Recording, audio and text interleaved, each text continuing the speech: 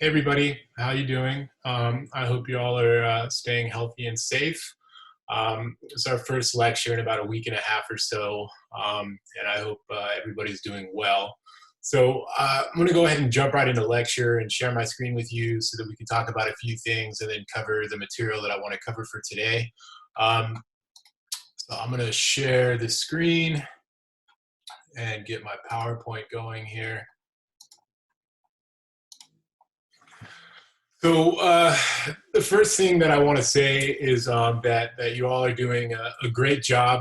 It sounds a little corny maybe, but and I know that everybody has a lot going on. I'm in the same boat as many of you with being concerned about friends and family and just having a lot of turmoil going on. So I recognize that you're all dealing with a lot of different distractions, concerns, legitimate concerns, grieving. And I just want to acknowledge that you all are doing, from my view, really well. We had the midterm last week, and there was a very strong turnout for that, and everybody kind of got things in and done. And again, I know that this is an extraordinary time for many of us, and I don't want to discount the fact that you all are putting in that you're doing really well under the conditions. So you're all doing great. Related to midterms and assessments and things like this week my plan is to get all the grades updated and everything posted on Blackboard. I will be posting assignment 3. And I don't want you to worry about, assignment 3 is going to be a little different than past assignments. And please try not to worry too much about the workload or the complications or complexity of the assignment. Again, as I did with the midterm, I'm trying to make things a little easier for everybody in terms of what you have to deal with, just so that I'm sure that I'm examining or assessing people on kind of the basic material that I want you all to know at the end of class, at the end of the course. So related to that is I'm going to begin to post discussion threads on Blackboard, and these discussion threads will really be to bring in somewhat, class participation is the objective there. And so I'm just going to fix something on my screen. I'm trying to just excuse the interruption. So the plan today, so with discussion board, my plan there is just to really make things like an in-class participation type of situation. So this, discussion board threads will vary in terms of the content, but really will be kind of current event oriented. And so be on the lookout for those. Also, I'm going to begin holding live office hours, probably not until the end of the week. But I'm looking to use perhaps Blackboard Collaborate to do those, and I will provide information to you on each of these items through announcements. So, I don't expect you to memorize all the stuff from this lecture, or if you're watching this, after Tuesday, you will be receiving announcements about each of these items, and I will be sure to, I don't want to flood your inboxes, but I will be posting numerous announcements. And so therefore, again, it's just really important in this classroom setting to stay on top of your emails, right? So that's kind of what I wanted to cover. Again, you're doing a really good job. I'm very, very happy in terms of what we're trying to do with this class. And again, I don't think this class is the most important thing in the world. And I've got stuff going on in my personal life as well. And so I totally understand that we're under a lot of stress and pressure and distractions and things like this. So I just want to acknowledge that from my perspective, under the conditions, that everybody's doing really well. And so try to take the pressure off yourself and just do the best you can. And again, in terms of assessments and everything at the end of the semester, and even now, I'm going to be very fair with how we think about grading and things like this, right? So so just, try to just do your best and do what you're willing to do. And related to that, again, there are some stretch deadlines in terms of withdrawal. At the end of the semester, you will have a no credit option. And I'll post an announcement to break down this stuff, which I'm sure most of you are aware of at this point, but I will post an announcement to kind of provide a breakdown of these options for you as we move towards the end of this semester. If you're really having a hard time doing any schoolwork, and maybe it's not just this class, but maybe it's other classes as well, and you're just feeling like you just can't keep up or do it, that's not a failure. It's okay. And there are options to address these situations. I don't want to encourage people to take those options, but if it's what works best for you, then that's what's best for you, and it's not a failure in any way. So I'll post an announcement about those deadlines and maybe reasons to consider those options. But again, from my perspective at this point, everybody's doing really well. So just if you can, keep doing what you're doing, right? So the plan for today is really to cover what's called policy analysis. And this is the very first section of chapter 3 in the course text. And so what I want to talk about today is really just an introduction to what policy analysis is and cover key steps in the policy analysis process. And I think I mentioned this in previous lectures, but this is a model that, again, with the current things that are going on in the world and in the US and in our state and perhaps more significantly even in New York City, is this issue of the coronavirus. And there's a lot of policy action going on globally, nationally, at the state level, and of course at the city level to address this issue. And policy analysis is a particularly useful way to think about what's happening. And so, in terms of discussions and things like this, a lot of what we're going to do the next 3 weeks, 2 or 3 weeks, is apply this kind of policy analysis model to think about what's currently happening in our lives. Well, for today, I just want to kind of introduce the basic steps in the model, provide kind of a basic example of how we think about these steps. And then next class, we'll dive a little deeper into some aspects of policy analysis. And I'm going to begin asking you to kind of dive into some examples or applications of policy analysis within the context of what's happening currently with responses to the coronavirus issue, right? So this window keeps getting in the way. Sorry. Many interruptions. So there's basically 5 steps, and this is very similar to thinking about the policy process model, right? We can think of the policy analysis model as kind of a 5-step process. And so the initial step in policy analysis, and when we talk about policy analysis, we're really just talking about systematically investigating a particular issue from a policy perspective, right?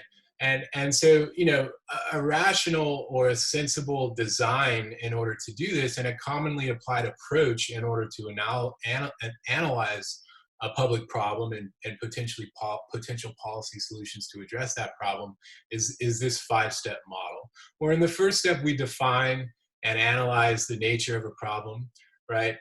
What exactly is the issue we're looking at? What are the characteristics of the issue? And perhaps what's the magnitude of the issue? Are certain populations more vulnerable to this issue, right? These are all, relevant questions when we think about defining and analyzing a problem, right? And the questions that we ask and the relevant content to answer that question really depends on the type of issue that we're dealing with, right? And we'll talk more about that in a bit. The next step in this process is to construct policy alternatives. Right, and this is where the policy instruments that we've discussed and looked at really come into play. Choosing a policy approach to address the problem, analyzing different options that we have, and ultimately choosing some type of approach. In that process, what we do is let me back up. So when we get into constructing policy alternatives, we lay out the different tools, right? We might have various tools, policy instruments that we can use to address this issue. And what we want to do is lay out these tools and analyze them in a systematic way to then compare which tool we might want to apply to address the situation, right? So in that step, we choose evaluative criteria, and we'll talk about some of those in a bit. But you want to evaluate each policy option in a similar way so that you can compare them and then choose the best one to apply, right? This is a rational approach. And that means if we have all the time in the world, this is what we would do. Sometimes we don't have the most time to address, to systematically evaluate each criteria, but there are ways to streamline this process. Once we've assessed the alternatives in step 4, we compare them, how they balance up against each other based on the evaluative criteria that we've chosen. We draw some conclusions, which is essentially selecting the best fit and then applying it. Right. And again, we can think of this kind of like that policy process model as a cyclical approach, where once we draw some conclusions, we might apply the policy instrument, and this might create a new set of issues or a new set of challenges that then need to be addressed, and the cycle starts all over again, right? So if we get if we refer back to kind of the basic universal policy process model, policy analysis is a useful tool that can be applied at all stages of the policy process, right? We can think of applying it to implementation, policy modification, but in particular, policy analysis is particularly relevant when we think about policy formulation, right? That second stage, after we've set the agenda with an issue, after an issue becomes a high priority for policymakers to address, we have to formulate a way to address that issue. And this is where policy analysis is really critical in terms of informing public policy.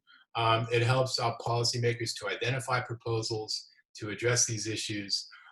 And really, the process of understanding policy analysis or understanding how policy analysis is applied is helpful to you. It helps you to think about the assumptions that are being made, how different tools are being assessed against one another. So it informs you and enables you to be critical of public policy and how policymakers are choosing different tools based on different criteria. And again, understanding how policy analysis works allows you to kind of think about how policy implement or how policy adoption or the pursuit of a specific policy to address a given problem can be political in nature, right? Because and we see this going on now that in our world, and particularly relevant to this class, many issues and responses to these issues become political. And again, it's not necessarily us versus them, but it's largely based on people's values and beliefs about the way the world should be. And so it's important to understand that policy analysis is a political thing that can have that does have political implications, right? So again, the nature of policy analysis in general involves the collection and interpretation of information, data, right? And we'll look at some of this information in the context of the coronavirus later on in the week. But data is critical to policy analysis. The reason why data is critical, because it really allows us to clarify and better understand what is causing a particular problem, and also what are the effects of a particular problem, right? So in order to again, rationally address a public issue, we really ought to understand what's causing an issue to occur, and what are the related effects of that issue happening in the public, from the public perspective. We also have to think about the consequences of using one policy option versus another. And again, we'll talk more about this in the context of coronavirus, but there's various options that policymakers can use to address any given issue, right? And some policy approaches might be really effective at achieving the ultimate goal of improving public health, public safety, the common good, right? Improving the quality of life. But we have to think about the consequences of implementing those types of policies and balance them with one another, right? Currently, we're thinking about things like opening up the economy, right? That's one policy approach to kind of, reducing the policies that have been implemented to address the coronavirus issue. But we have to think, and really even just issuing shelter-in-place policies, policymakers have to think about the economic costs versus the human health costs, right? And these are two consequences of that policy decision, right? If we relax shelter in place or we never implemented shelter in place, we might see higher numbers of hospitalizations and consequently losses of life. If we do implement shelter in place, we're going to see significant impacts to the economy, right? And so these are consequences of policy decisions that policymakers have to balance and weigh. And it's a complicated process and very complex, but this is an example of these types of consequences. And therefore, when we talk about policy analysis, it's really an interdisciplinary endeavor. And what I mean by that is you really have to think about, in the case of like the coronavirus, for example, there's really critical, medical, biological, human health components to informing policy decisions, right? To make a rational decision regarding addressing the issue of coronavirus, a policymaker ought to have a good understanding of kind of the scientific understanding of the coronavirus, right? And so when you look at press briefings, particularly the federal press briefings, you often see scientists, doctors giving statements at these press briefings because it's a medical issue, right? And so policymakers in this context are going to be informed by people that have an understanding of viruses, epidemiologist types, and so understanding the science and integrating that into policy makes this an interdisciplinary endeavor. And at the end of the day, analysis is really used, or policy analysis is really used to inform policymakers, but also the public about how different options are being deliberated or debated, discussed, and allowing people to understand why certain actions are being taken. Now, again, this isn't a best case scenario, which is why, particularly recently, we're hearing a lot about the importance of transparency, right? And policy analysis is a tool or a mechanism that, if it's made transparent, can really provide a lot of good information about, again, a wide range of things, including, the nature of a problem, why a particular policy option was chosen over another, and what are the effects, the ultimate effects of that policy choice, right? And so again, this is really important, and transparency generally is important in order to, again, provide a rational approach to policy making. Just to get back to our steps in the policymaking process, there's 5 steps, and we're going to go through each of these briefly in today's lecture. And then next lecture, we're going to dive back into these and provide some applications from the current issue that's happening in the world, the coronavirus issue, right? So in step 1, defining and analyzing the problem, this is really a stage where we begin to think about the existence or identify the existence of an unsatisfactory set of conditions, right? Again, with the current situation going on with this pandemic, right, this is an undesirable or unsatisfactory situation happening in the world. So these can be quite large public issues, but they can also be quite relatively small public issues that are unsatisfactory to perhaps a subset of society, right? And so certain issues are broad in scope and affect many members of the public, while other issues might be unsatisfactory to only a certain group within society.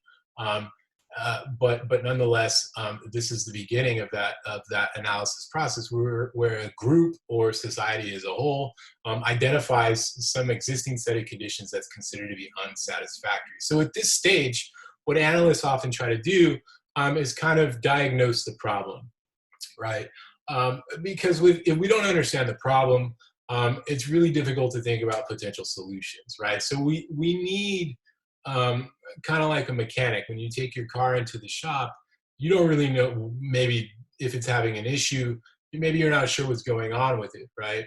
But when it goes in there, the mechanic, look, and so if you don't know what's going on with it, how can you fix it, right? And so a mechanic can diagnose the problem, understand the nature of a problem, and propose some potential solutions to address that issue. right? And so in this kind of step, identifying, clarifying, defining, and thinking about the conditions, um, uh, and developing perhaps accurate measures of those conditions can allow us to understand the magnitude or the extent of the problem. It can also begin to elaborate, again, help us to understand the characteristics or the nature of the problem, how problematic it really is. And so data is critical, and depending on the issue, the types of data that we use, is dependent on the issue itself, right? So at this stage of the analysis process, kind of typical questions that we ask, and this is not a comprehensive list of questions, but typical questions that we ask when we think of defining and analyzing the particular problem we're interested in, is what is it, right? Is it an illness? Is it a budget shortfall? Is it a financial problem, right? Where does the problem exist? Is it a global problem, a national problem? Is the problem isolated to certain communities, certain groups within communities? And that gets into the next question of who or what is affected, right?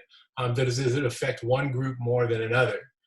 Is it the elderly, people of color, right, lower income individuals? Who does it affect perhaps more extensively relative to others?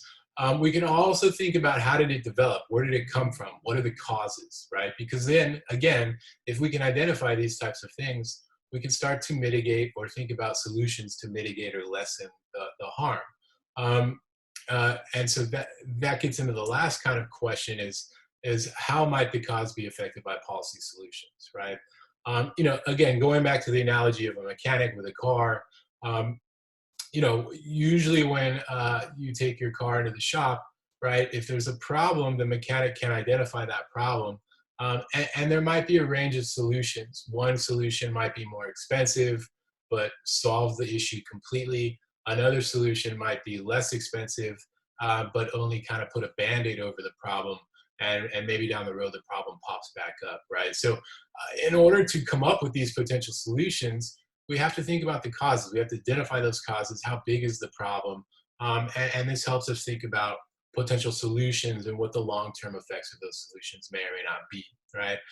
So just a simple example or basic example that I want to use to think about policy analysis is the issue of cell phones in driving, right? So if you drive, or even if you don't, you're aware probably that cell phones in driving has been, somewhat of a popular policy topic in the transportation sector in relatively recent years, because many have argued that cell phones are a distraction to drivers and that driving can cause or contribute, that texting or use of cell phones while driving can cause distractions, which can therefore lead to higher rates of accidents.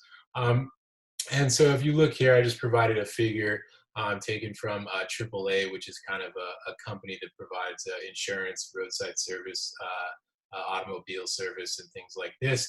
They identify, and again, this is just one example of data that's collected, but that texting or emailing while driving is kind of the biggest distraction that this particular group has identified. And so again, if we think about questions related to the use of cell phones while driving from a problem definition perspective, we want to think about if cell phones is a concern in terms of distracted driving and therefore accidents, we want to identify, is there a link between cell phone use and automobile accidents? We also want to think about, comparing, right, perhaps this problem to other problems. How does talking on a cell phone or texting compare to other distractions? Right? And if we think about the coronavirus, we saw this early on and we still see this now, that many people were trying to compare it to our experiences with other illnesses like the flu, right? How does a particular problem compare to other similar problems? And so therefore, this helps us to understand the extent or the magnitude of that issue, right?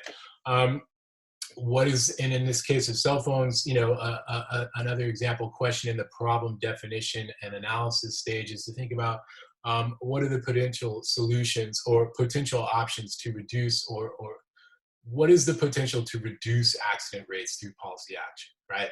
When we're understanding the nature of a problem from a public policy's perspective, we want to identify kind of some important characteristics of that issue.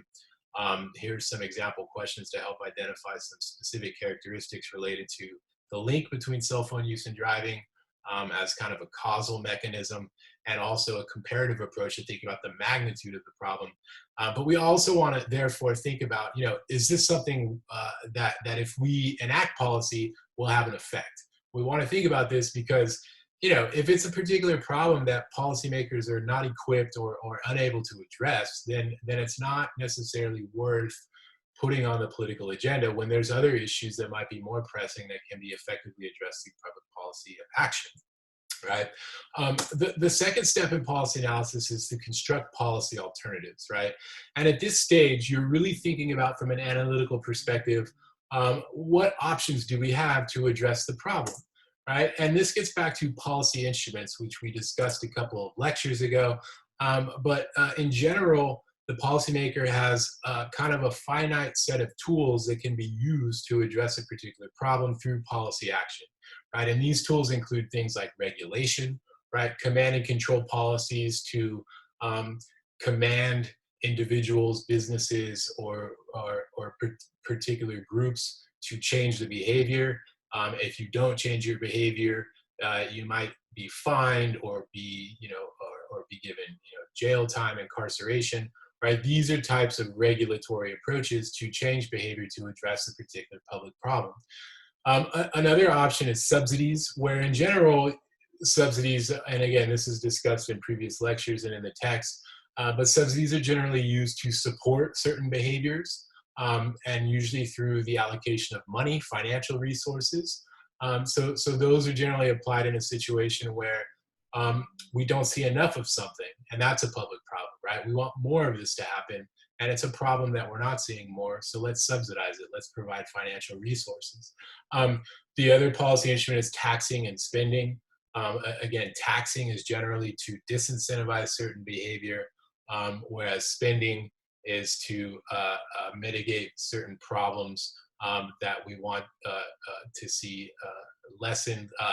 Again, an example of this that's currently going on is the stimulus package, where the government is spending money, providing money to small businesses and taxpayers in order to mitigate the negative impacts from shelter-in-place orders, and therefore reduce the impacts to the economy, because the idea is we're going to get stimulus money, and that we're going to spend it, right? Use it to pay rent, use it to buy food products, nourishment, and that money will help us, but it will also help businesses and go back into the economy, right? And that's a spending mechanism. We also have market incentives or market-based tools, which the example we talked about was like cap and trade, which is less commonly applied, but is still a policy tool that's available. And then the last one is public education or information, right? And so these are kind of the suite of policy tools that can be applied, and you can apply one or the other, or you can apply some in combination, but this is kind of the basic toolkit that policymakers have. And you might hear some noise going by outside. I just heard a siren, and I don't know if you can hear that or not, but it is what it is.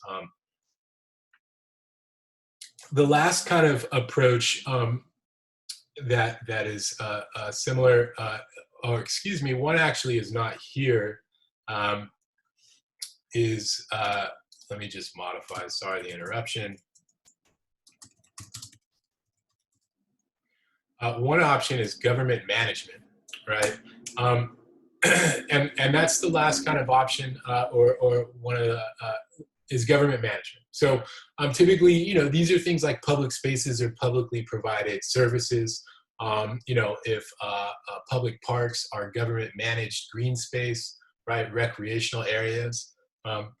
And like Orchard Beach in the Bronx here is kind of like a government managed recreational space.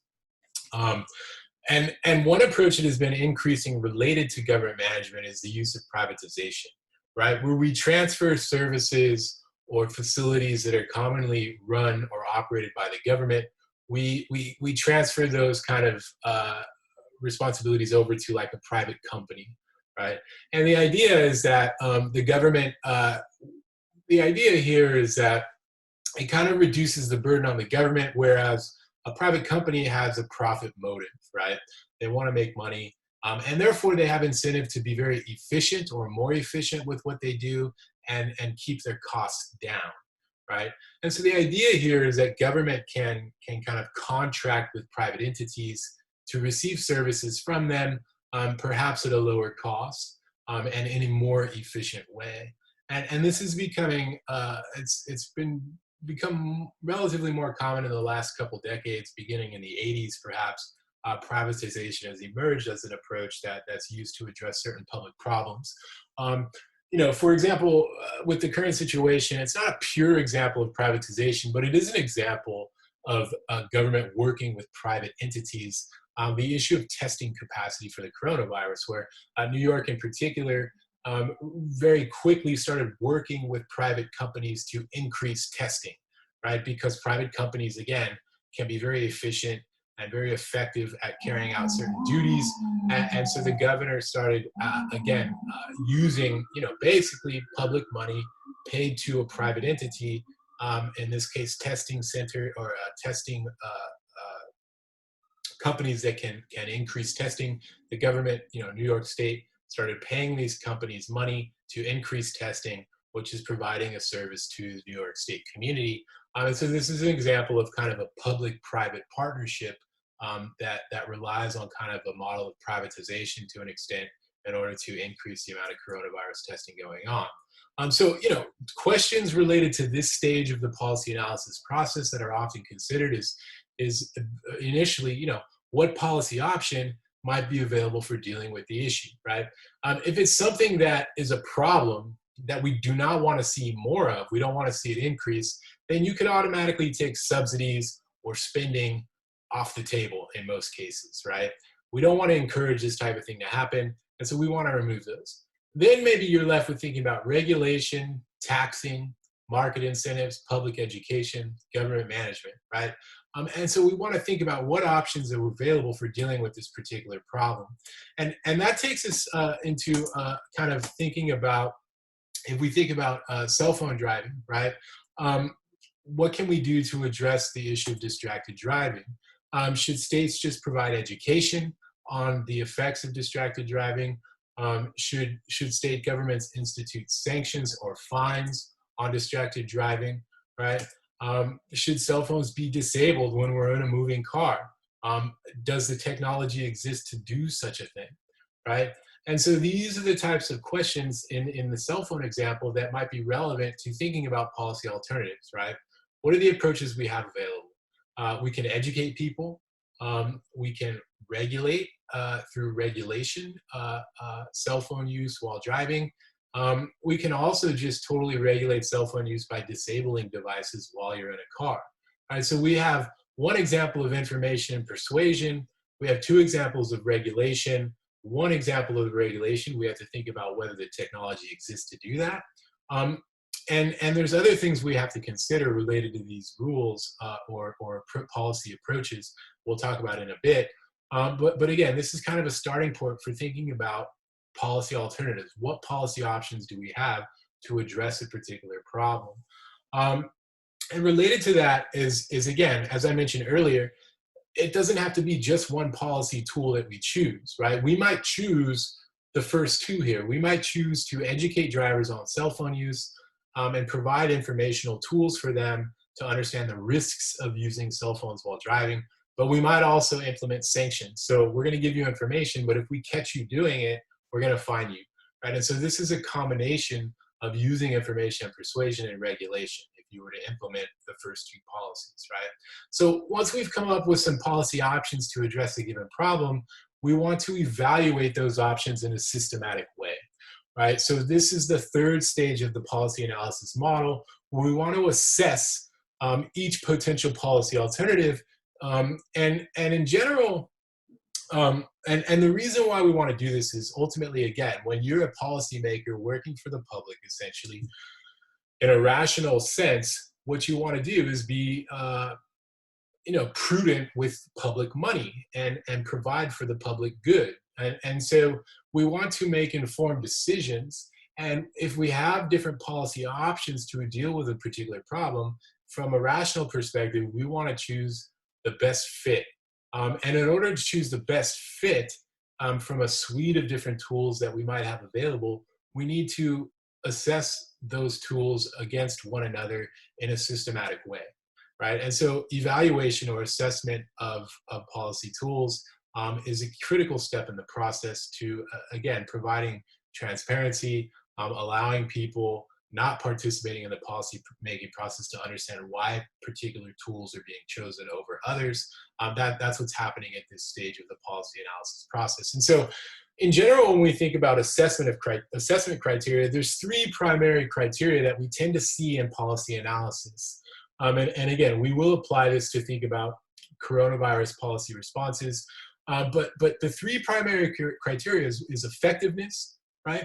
What we mean here is just how likely is a particular policy option, how likely is it that a particular option will achieve the desired goal of addressing the issue, right? So what's the likelihood of achieving the desired goal? What are the economic costs of policy, of this particular policy tool?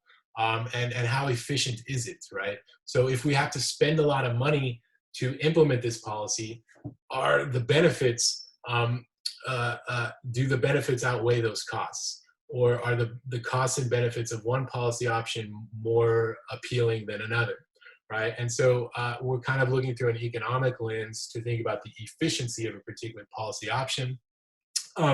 Another common criteria is to think about equity implications, right? If we implement this policy, will one group be impacted disproportionately relative to another? This is important to know because if you decide to implement a particular policy and it has significant equity impacts, you may want to include measures to reduce the impacts that are being borne to a particular group within a community. Or, if you don't, you might face kind of political backlash over implementing a policy that's disproportionate impacts to certain members within a community, right? So those are the three primary assessment criteria that I want you to know for sure: effectiveness, economic costs, efficiency, and social or equity, right? There's other criteria that are commonly used. You have thinking about political feasibility, administrative capacity, technical feasibility, environmental impacts, which gets a little more focused on environmental issues. Some focus specifically on ethical or issues of equity, issues of personal freedom or value-driven assessments. There's a range of different criteria that can be used to analyze any given policy tool, but three important criteria are the effectiveness, the efficiency, and the equity, right? And so again, why we want to assess these criteria is we want to answer some basic questions, right? What criteria, or excuse me, let me back up. In choosing the assessment criteria to analyze policy tools, we want to think about which are most appropriate, right? And for most policy tools or policy analyses, effectiveness, efficiency, and equity are pretty applicable to any policy situation. We also, again, getting back to that efficiency measure or assessment criteria, think about what are the costs of action, what are the costs if we don't take action, right? And again, this is relevant to the current situation we have going on with the coronavirus is taking action to force or mandate shelter in place has real costs to society, to businesses, to individuals. But what are the costs of not taking action, right? And these are things that policymakers, the difficult and complex things that policymakers have to consider in both enacting shelter in places and also thinking about rolling back or reducing the shelter in place orders. And again, so each of these items, each of these questions is relevant when we're thinking about, we've selected policy tools and now we want to assess each tool. And this is kind of the approach we want to take, is thinking about at the basic level, how each policy tool measures up to one another in terms of effectiveness, efficiency, and social equity impacts. So if we think about cell phone driving, right, what criteria are most important for regulation of cell phones? Again, going back to some policy options that we have, if we think about public information versus tickets for texting and driving, these are two policy options, right? So what criteria are most important? Well, we can certainly apply the effectiveness, efficiency, and equity approach where, we think about public information, it's probably going to be effective. In some ways, people are going to see information about the risk of cell phone and driving and probably reduce their use of cell phones while driving. But if we compare the effectiveness of information to the effectiveness of direct regulation, right, we're likely to find that direct regulation is much more effective, right? Where, if you give me information, I may or may not listen to it, but if you threaten me with a fine, a ticket, right, I'm perhaps more likely to not use my phone while driving, right? We can think about the efficiency approach, public information versus regulation, right? Where if you're providing information campaigns, that's going to cost money. The benefit of information campaigns is that if they're somewhat effective, they're going to reduce loss of life, right? There's insurance costs associated with accidents. And so there are benefits, monetary benefits perhaps, to reducing cell phone use while driving. And informational campaigns might be somewhat efficient from that perspective.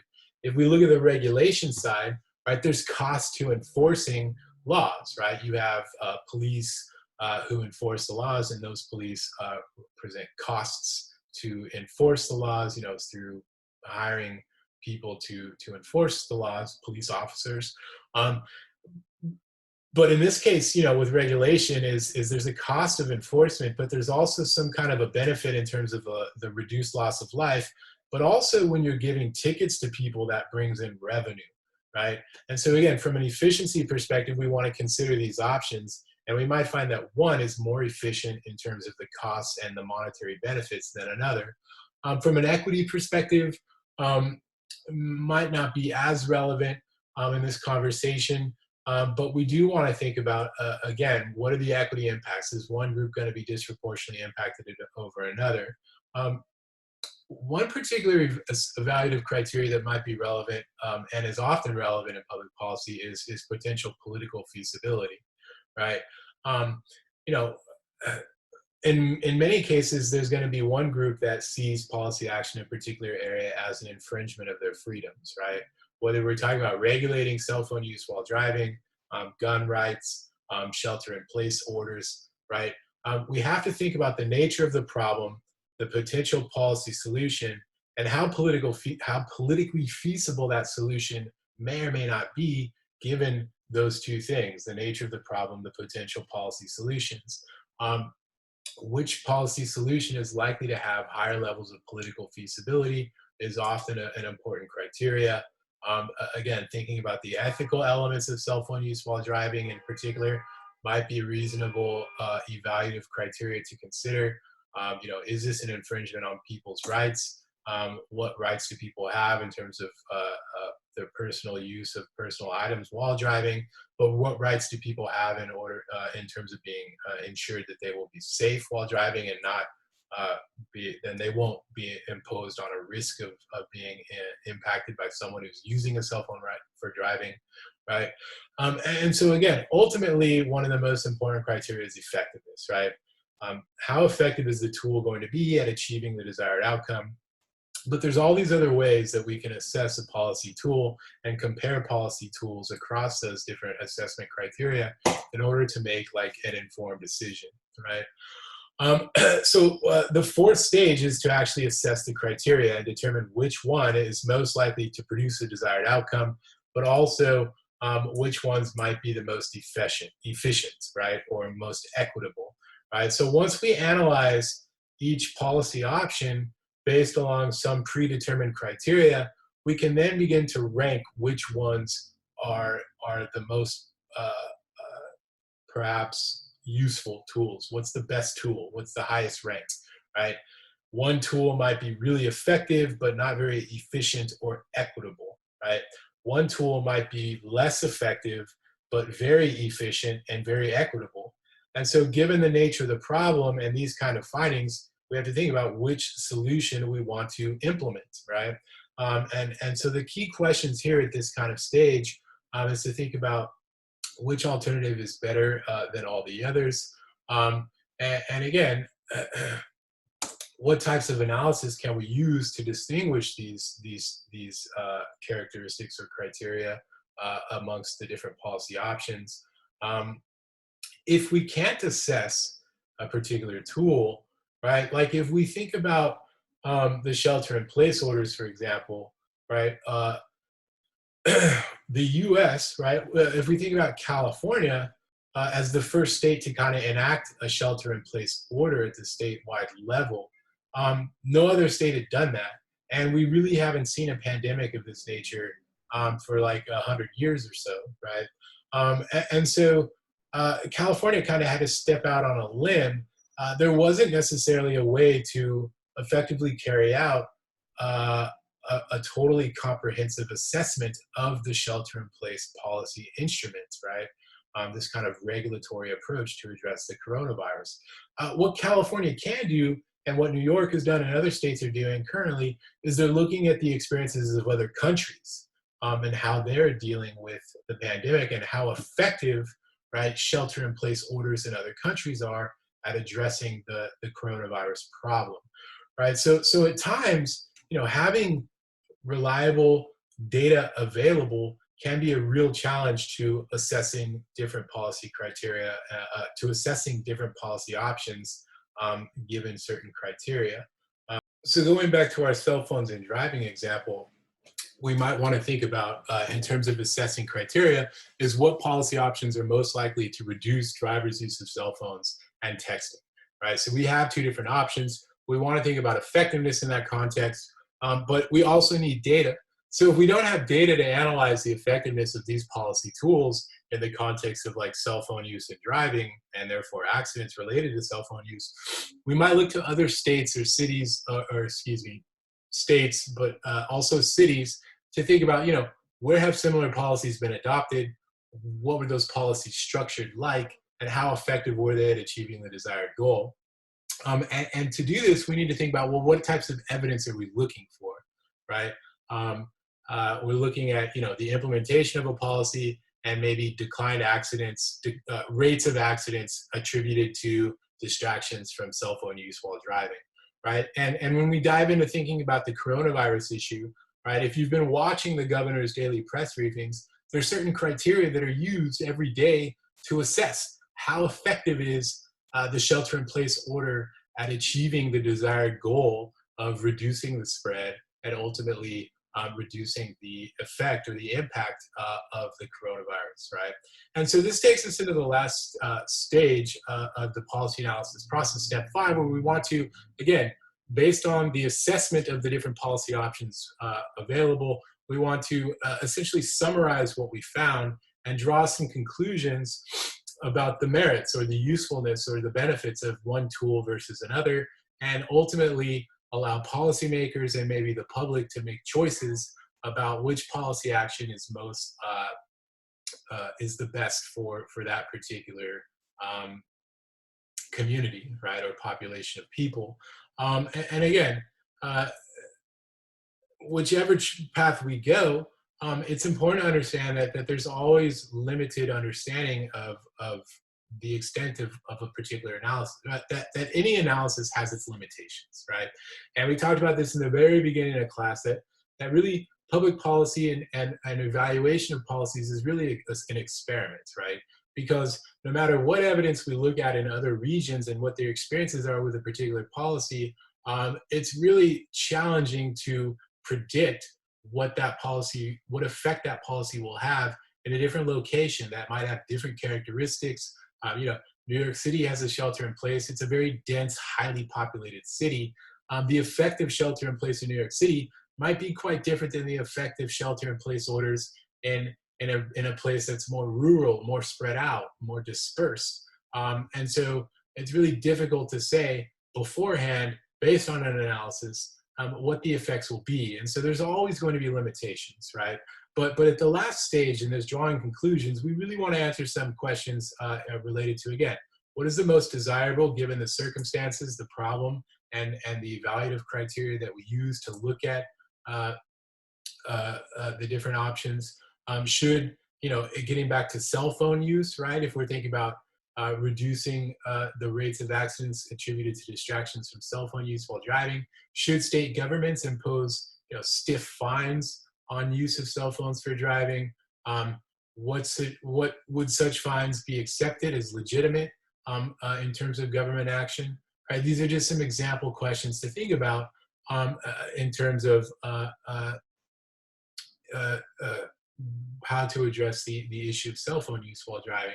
But again, this is really important in this the current situation that we're in for policymakers, again, to think about, like, and we will reflect on this, is like, when we had the shelter in place order issued in New York, what made that day the day that the shelter in place was going to take place, right? Why did the governor, or any governor, or even the president for that matter, wait so long to really raise this issue so high on the agenda that it led to shelter in place orders, right? Well, you have to kind of think about the political ramifications of issuing a shelter in place if the public in general doesn't have a widespread understanding that this is a real problem that needs to be addressed, right? If you act too soon before the public really thinks it's a problem, this might have political ramifications. And so again, politics is always kind of at play in these types of things. And for better or for worse, it's important to understand that this is true. All right, so this last slide just shows kind of an example of different cell phone driving laws, texting while driving laws across the US states. And some states have issued primary enforcement of texting while driving, which means essentially you're not allowed to use a phone while driving, and certainly not text while driving, and you can be pulled over and receive a ticket for that. You have secondary enforcement in some states where essentially if you're pulled over for something like speeding or not wearing a seatbelt and you're on your phone, then you can get a ticket for texting or using your phone while driving, but you can't get pulled over just for using your phone while driving. Some states only have texting bans for beginner drivers, and other states like Montana really have no ban on texting, right? And so, each state has in many ways, there's a variety of options or policy tools that states have implemented to address, in this case, the issue of cell phone use of driving. And presumably, the approach that each state has taken is kind of conditioned on the experiences of similar states, the political and social culture of that particular state, and the evaluative criteria that they use to assess the policy option, which ultimately led to their decision to enact a particular policy given the conditions within a particular region, right? And so again, what we're going to do moving forward is think about the policy analysis process, the policy analysis model. And let me just go back to this first slide.